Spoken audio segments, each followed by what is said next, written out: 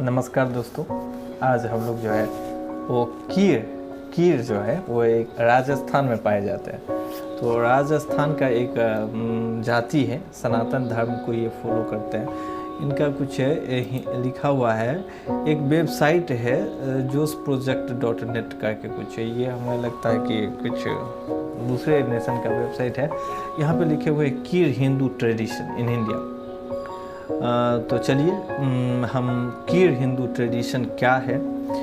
हालांकि आज हम लोग कीर जाति के इतिहास को आप लोगों के समक्ष पूरी तरीके से यहाँ आप सिंधु घाटी सभ्यता, वैदिक सभ्यता और एक जो है राउंडेड शेड्यूल, मतलब एक सर्कुलर पाथ में पूरी तरीके से डिटेल में एनालिसिस करेंगे। क्योंकि हमारा मानना है कि हम जब भी आते हैं, ऑनलाइन आते हैं, तो हमें मन होता है कि आप लोगों के साथ जो है पूरी डिटेल में बात किया जाए, तो पूरी घटना चक्र समझ में आ जाए। और जो एक कॉन्शसनेस होता है, हिस्ट्री को किस तरीके से समझा जाता है, और इतिहास का ये टॉपिक है। जब हम लिखते हैं कीर जाति का इतिहास, तो कीर जाति का इतिहास या कीर कास्ट का हिस्ट्री जो है वो अपने आप में एक बेहद ही सम्मानीय इतिहास है। और मैं यहाँ पे इंटरेस्टेड हूँ खुद भी बताने के लिए कि कीर जाति का इतना स्वाभिमानी इतिहास जो है वो, लेकिन आज थोड़ा सा चिंतित भी हूँ, क्योंकि आज जो समाज में एक जिस प्रकार के षड्यंत्र चलते हैं, तो इन जातियों के विरोध में जो काम हो रहे हैं वो भी एक कहीं ना कहीं संवेदनशीलता का मुद्दा है मित्रों। देखिए, जो पॉपुलेशन है, कीर समाज एक प्राचीन समाज का अंग है। यदि कहें तो कीर जो है वो सनातन वैदिक परंपरा के ही आप भाग मान सकते हैं। मैं आगे बताऊंगा इसके ऊपर आपको। देखिए, पॉपुलेशन जो है 86,000 के आसपास, ये ऐसे करेक्ट पॉपुलेशंस का जो है वो ग्राफ नहीं है। इसके पॉपुलेशन के ग्राफ हमें लगता है कि 1 लाख तो लगभग राजस्थान में ही हो जाएंगे। उसके बाद आप जाएंगे तो गुजरात में भी मिलेंगे कीर समाज के लोग, कीर जाति के लोग। और जो कीर जाति के लोग हैं वो आपको मध्य प्रदेश में भी है, अच्छी जनसंख्या है मध्य प्रदेश के अंदर, गुजरात के अंदर, राजस्थान के अंदर, इन सब जगहों पे आपको अच्छी जनसंख्या। चलिए थोड़ा सा हम प्राचीन से वर्तमान तक आते हैं। प्राचीन में क्या था कि जब सिंधु घाटी सभ्यता चल रहा था हमारे पूरे भारतवर्ष के इस पूरे इंडो पैसिफिक रीजन में, तो यहाँ पर जो है सिंधु घाटी सभ्यता हुआ। तो सिंधु घाटी सभ्यता में उस तरीके का यदि देखें तो धर्म ग्रंथों का या कोई ऐसे जाति मजहब, ये सब चीज़ तो नहीं था सिंधु घाटी सभ्यता तक। तो सिंधु घाटी सभ्यता एक अति प्राचीन सभ्यता था। इसके बाद आया वैदिक सभ्यता।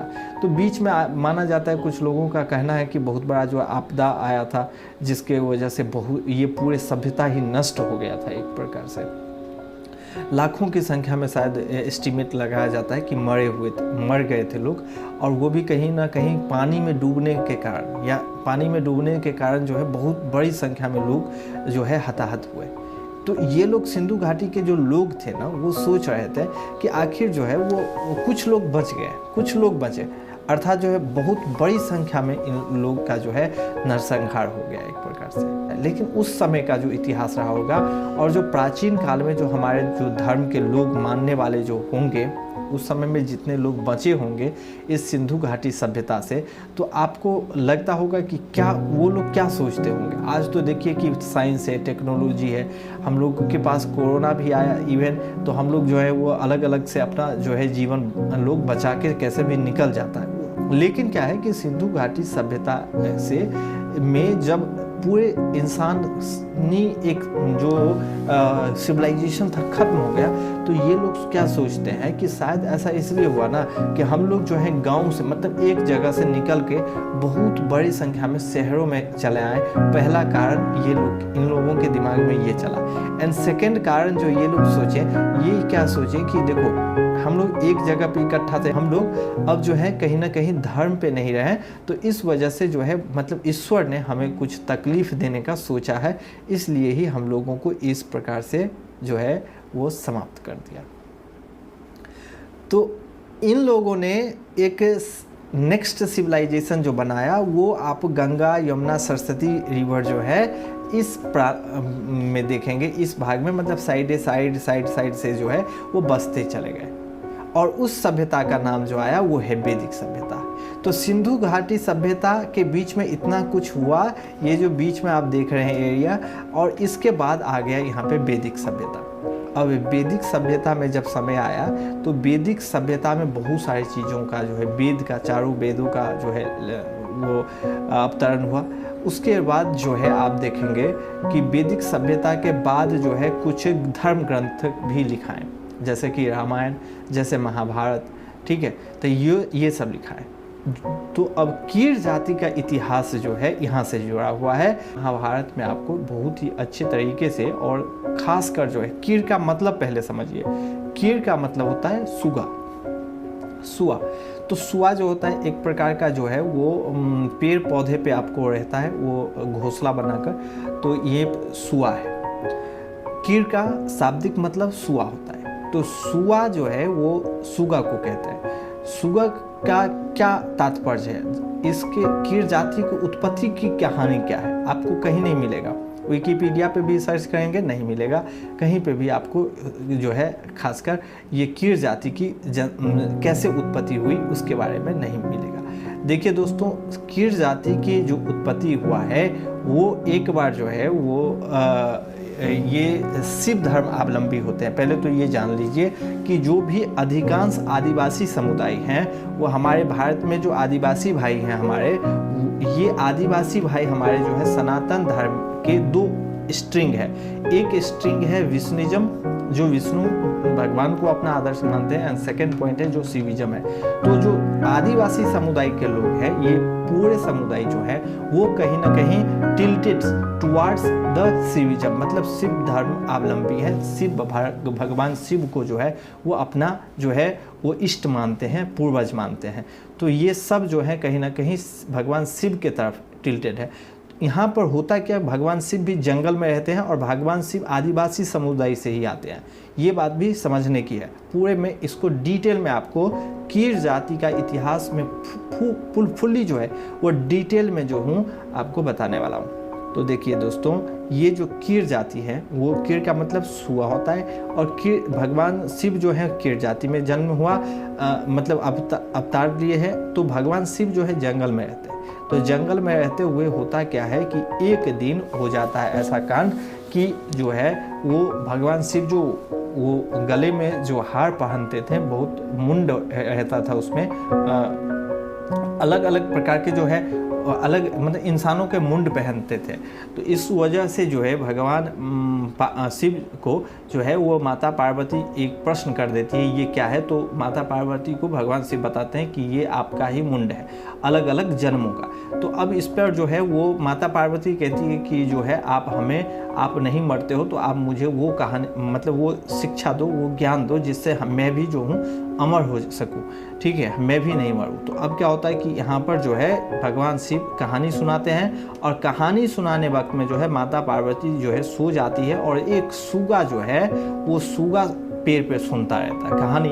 अब क्या होता है कि जब भगवान शिव कहानी समाप्त करते हैं तो ध्यान जाता है कि उस पेड़ की ओर, तो पेड़ जो है उस पे सूगा जो है वो तभी उड़ जाता है। अब भगवान शिव जो है उस सूगे से मतलब उस सूगे को मारने के लिए भागते हैं पीछे, और सूगे जो है आगे आगे भागता रहता है। फिर पता क्या चलता है कि भगवान शिव जो वापस आते हैं ना, तो वहाँ पे देखते हैं कि भगवान शिव देखते हैं कि एक जो है उस पेड़ के ऊपर जो है सूए का अंडा पड़ा हुआ है, ठीक है। उस अंडे में बच्चा है, तो अर्थात जो है वो बच्चे जो है पूरे कहानी सुन लिया था। ये बीज मंत्र उसको कहा जाता है। वो पूरे जो है मंत्र सुन लिया था, और सुनने के बाद ये अमर हो गया था। अर्थात जो भी ये कहानी सुनता भगवान शिव के मुख से वो अमर होता। तो अब ये जो है अमर हो गया। तो अब क्या होता है कि भगवान शिव जो है थोड़ा सा डिटेल में है। तो यहाँ पर जो है भगवान शिव जो है वो अब बोलते हैं कि इसको मार देना। तो जब अपना त्रिशूल जो है फेंकते हैं, तो ये जो है सूगा भागकर चला जाता है ब्रह्मा जी के पास, और ब्रह्मा जी कहते हैं विष्णु जी के पास जाओ, फिर विष्णु जी के पास जाता है, फिर विष्णु जी कहते हैं कि शिव जी के पास जाओ, तो फिर शिव जी के पास आता है, फिर शिव जी कहते हैं कि ऐसा करो कि अब मैं तुम्हें नहीं मारूंगा, तुम्हें जो हूँ छोड़ दिया, लेकिन तुम जो हो सो एक फिर अवतार लो धरती पर और तुम्हारा नाम जो है वो सुखदेव कहलाए। ठीक है, अब जो है यहीं से ये कहानी है कीर समाज का इतिहास। कीर समाज जो है वो वही है। तो ये पूरी मूलतः जो है हिंदू सनातन धर्म के अंदर है, ये जनजातीय नहीं है। लेकिन खासकर इनको क्या किया जाता है कि पोर्ट्रेट कभी कभी जनजातीय समुदाय के लिए किया जाता है। तो जनजातीय समुदाय भी अर्थात जो है वही है, क्योंकि भील समुदाय जो है और कीर समुदाय जो है, या तो फिर आपको किरात जो है वो वास्तव में जो है वो सभी शिव धर्मावलंबी है। तो ये भी जो है वो कहीं ना कहीं शिव धर्मावलंबी हैं, कीर जाति के लोग। कीर जाति का इतिहास इस प्रकार से है। इस दिन के बाद जो है कीर समुदाय से वही सुआ से जो है जिसका वंश आगे बढ़ा, मतलब सुखदेव जी का वंश जो है वो ये समाज है। सुखदेव जी का वंश जो है वो कीर जाति है, जो राजस्थान में, गुजरात में, और आप आगे बढ़ोगे तो कुछ जो है मध्य प्रदेश में हम खूब अच्छी संख्या में मध्य प्रदेश में, राजस्थान में, और आपको मिल जाएंगे कहाँ पे, तो गुजरात में गुजराती बोलते हैं। मध्य प्रदेश में आपको जो है वो भीलवाड़ा सब का जो एरिया है, भील जनजातीय भाषा भी बोलते हैं और जो है वो हिंदी भाषा भी बोलते हैं राजस्थान के अंदर जो है। तो ये इनका एक जो है पहला इतिहास रहा, जो मैंने आपको धार्मिक मार्ग से इसका जो है वैदिक काल तक का जो है इतिहास जिक्र किया।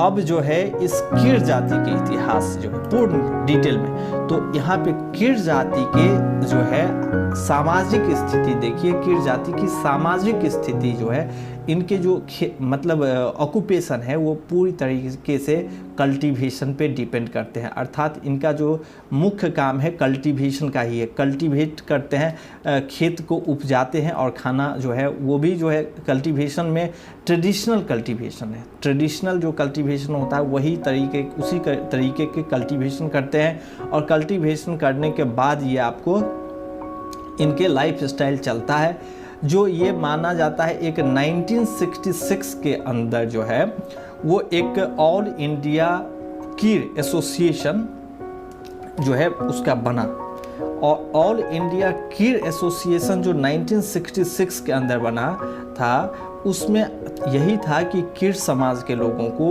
मतलब भलाई के लिए काम किया जाता। लेकिन 1966 वाला जो कीर एसोसिएशन था वो काम ही कहीं फेल हो गया, और फेल होने के बाद जो है आपको देखेंगे तो मध्य प्रदेश के अंदर जो है ये इन्हें शेड्यूल कास्ट के अंदर जो है डाला गया है। शेड्यूल कास्ट में जब आप जाएंगे राजस्थान में, तो सबसे पहले आपके एक मन में प्रश्न आता होगा कि यदि कीर समाज इतने वैल्यूबल है तो कीर जाति की जीडीपी में क्या कंट्रीब्यूशन। देखिए दोस्तों, जीडीपी में कंट्रीब्यूशन तभी हो पाता है जब किसी भी समाज की एक तो पहली जनसंख्या है, उस समाज की जनसंख्या कितना है वो मैटर करता है। एंड जीडीपी में कंट्रीब्यूशंस के लिए एक और चीज़ मैटर करता है, वो है स्टेबिलिटी और एजुकेशन कितना है और स्टेबिलिटी क्या है। तो इन समाज के सोसाइटी का थोड़ा सा प्रॉब्लम है। राजस्थान गवर्नमेंट जो है वो तरह तरह के षड्यंत्र रचती है, और ये क्या करती है कि कभी इनको इस कास्ट में कैटेगरी में डालती है, कभी उठाकर जो है इस कैटेगरी में डाल देती है। ये कैटेगरी बदलने का काम जो है जब से चलने लगा है, अभी भी बहुत ही समस्या है, क्योंकि एजुकेशन में भागीदारी नहीं है, ठीक है, इकोनॉमी में उस तरीके से भागीदारी नहीं। क्यों नहीं है? गवर्नमेंटल जो है स्कीम नहीं है, प्लान नहीं है, कोई जो है अरेंजमेंट या मैनेजमेंट नहीं है। तो इस वजह से समाज के ऐसे वर्ग जो हैं वो आज भी पीछे हैं, जो बहुत ही आगे रहना चाहिए।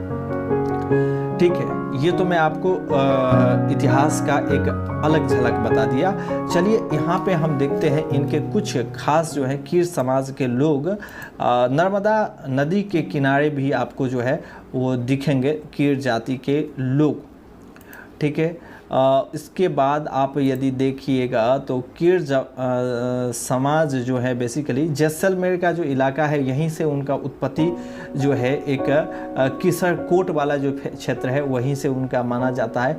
और ये कहीं ना कहीं ब्राह्मण, क्षत्रिय, शूद्र, उसी तरीके से ब्राह्मण, क्षत्रिय, ठीक है, ब्राह्मण क्षत्रिय कुछ मामले में वैश्य भी हैं, लेकिन जो है शूद्र बिल्कुल भी इस समाज में नहीं है। हिंदुज़म में कोई कंसेप्ट जो है प्राचीन काल में था, मध्यकालीन भारत में समाप्त हो गया था, तो हिंदुज़म में कोई भी शूद्र का कंसेप्ट ही अब नहीं बचा है।